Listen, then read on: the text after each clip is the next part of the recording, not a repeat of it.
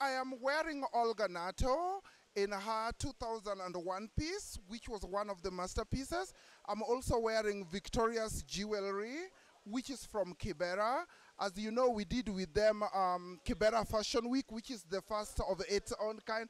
I love you too, Emmanuel Jambo.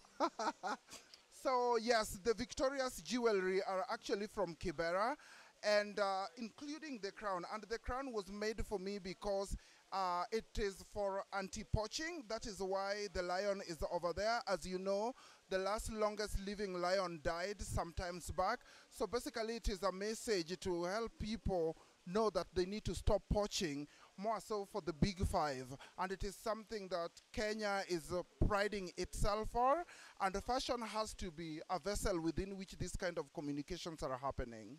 Thank you. Tonight we are celebrating sustainable fashion. To you as a fashion stylist, what does that mean?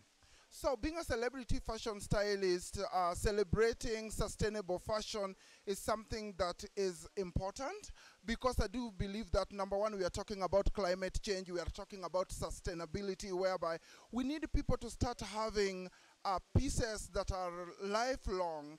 As you know, right now, from the then time, the pieces that used to be called timeless have got stories, and these stories are from copper, and they are from silver, and they are from actually like different pieces that we are using for jewelry. And also because we don't want to omit a lot of things that are interfering with our environment, that then interferes with the women and the children and even our society. As you know, right now, whenever we are talking about sustainability, it is also talking about having a healthy environment. And what is the best way of talking about or pushing about this information if it is not a multi-billion industry like fashion? So I do believe that it is important, because we want to have enough that we are able to have, and then at the same time we need to be able to have a conversation of how much can you have and how best can you keep them, rather than fast fashion that keeps on coming, but then the chemicals and other things are interfering with most of our things. And yeah.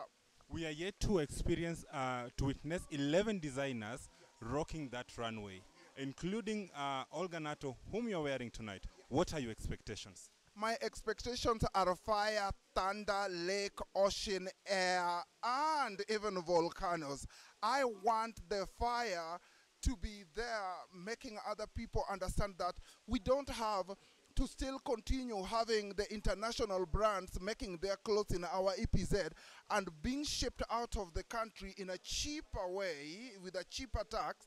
We want our local industry to be seen, and with Olga Nato and people like Odupoi and Deepa Dosaja working here, then it means that our fashion industry is not dying. We want to be able to let people know that Kenya is still just about to begin, but we are at the right place, because our own is what we celebrate. And trust me, the pieces were made from impeccable quality. Whenever we are having those kind of people, it is about sustainability. It is about organic pieces. So it is not like some things that are gone and bought and then brought in. No, people are aware and we are watching them.